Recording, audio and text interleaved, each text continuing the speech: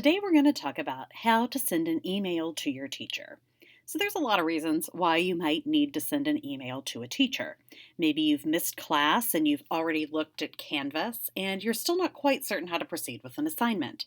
Maybe you need to turn in an assignment late and you want to make sure the teacher will still take the assignment. Maybe the teacher has accidentally put the wrong grade in the gradebook and you'd like them to do a correction. So, under all of these same circumstances, you may need to send an email, and I'm going to talk you through both the process and what to write now. So, as I do my email, I want you to follow along and do the same steps to send an email to me, Ms. Simpson, and Ms. Schindel. So, the first thing you can do is log into Canvas.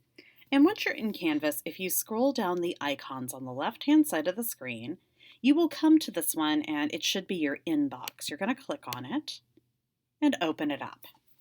Now, right now it's the new school year and I don't have any messages in here, but once all of you send your emails to me and Ms. Schindel, our inboxes should be nice and full. So the first thing I'm going to do is compose my email, and I'm going to go over to this icon and click on it. And now, because I am working out of Canvas, I'm going to have to select the course. So in this case, I'm going to go down to Favorite Courses, and I'm going to ELA to Schindel because that's the class I'm in.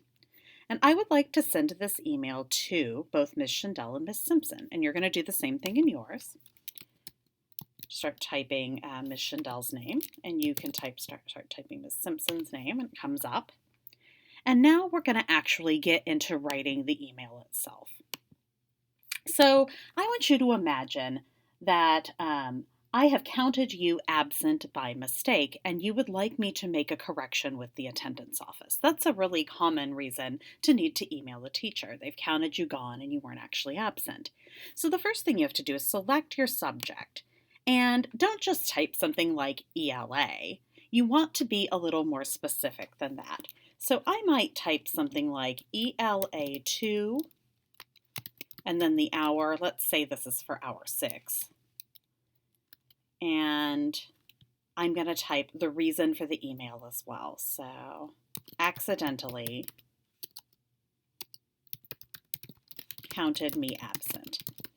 So right there, as I look at that email as a teacher, I know what class it is, what hour, and the reason for the email. And we're going to go ahead and send an individual email to each recipient. Okay, so now I have to start with a greeting. And you want to start formally, even though it's an email. So don't just start typing what it is you want. You want to start out with, good afternoon. And then the names of the people, Ms. Schindel. And notice I'm capitalizing them. They're proper nouns. And Ms. Simpson. And now you want to add a little bit more of a greeting. And it's totally fine just to put something like, I hope you've been having a good start to the school year.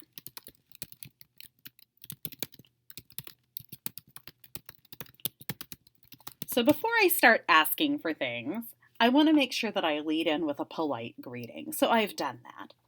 Now, when I get to the next line, this is where I'm going to actually tell the teacher what it is I would like them to do and what the problem is. So, since this is a time that I was accidentally counted absent, I want to be specific about the date and the hour.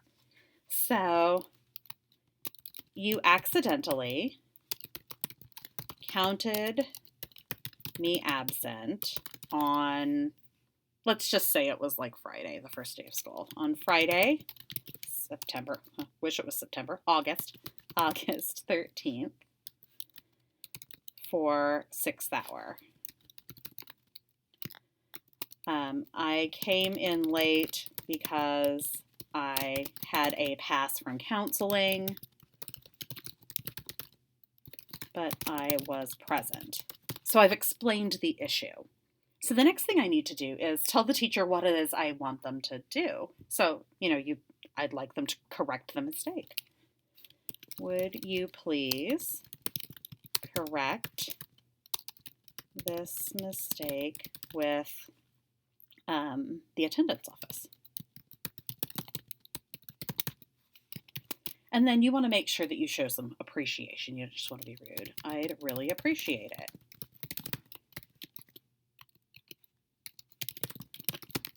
And then you always want to put your first and last name. And then you can hit send.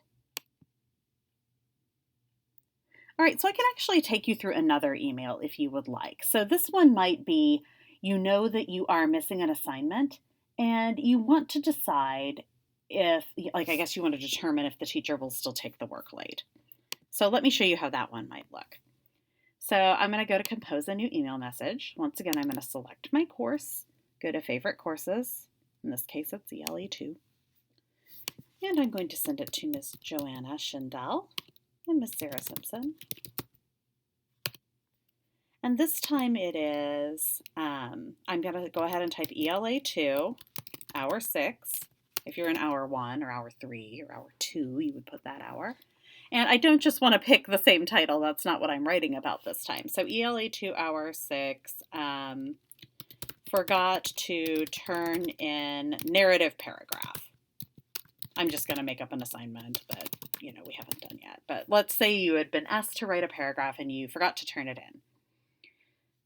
So you're going to start with your greeting once again. So maybe you're writing in the morning this time. Good morning, Ms. Schindel and Ms. Simpson. And, you can kind of stick with that same generic thing, which is, I hope you've had a pleasant start to your day, or I hope the school year is getting off to a good start. Or, today, like I'm writing on a Monday, maybe I would say, I hope you had a pleasant weekend. I'm going to go with that one. Oops.